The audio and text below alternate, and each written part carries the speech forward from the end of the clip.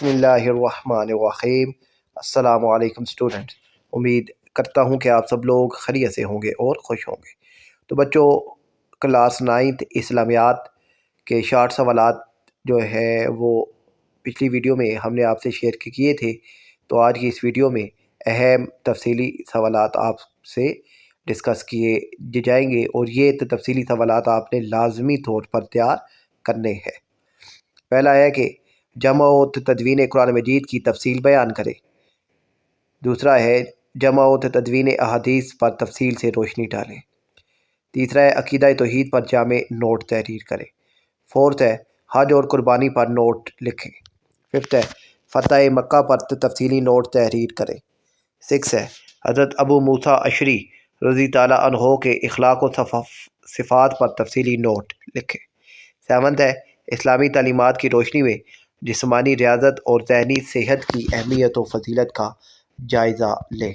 8 है तौहीद के अमली ज़िंदगी पर असरात और शिर्क के नुकसानात पर तफसीली नोट लिखें। 9th है मलाइका फ़रिश्तों पर नोट तहरीर करें।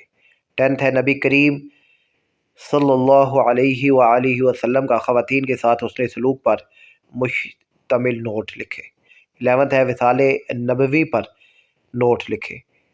12th है गीबत और बोतान में फ़र्क तफसीलन तहरीर करें।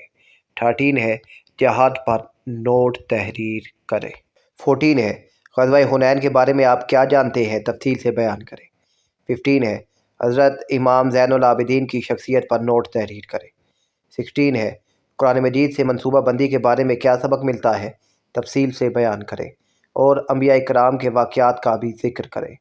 17 है नबी करीम के ज़ौक़ इबादत और इबादात में म्याना रवी और एहतदाल पर जामे नोट लिखें।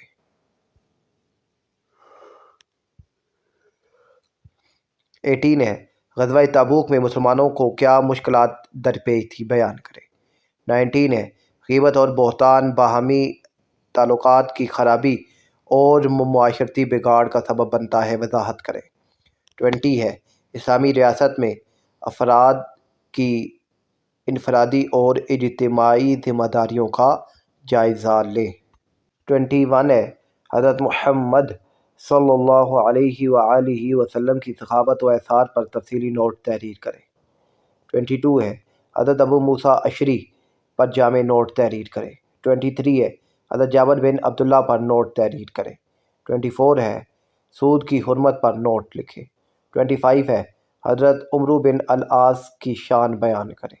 26 है कुतुब समाविया पर मुकम्मल इजहार ख़याल फरमाएँ। और इसके बाद बच्चों अहम अहादीस हैं और हदीस मुबारका।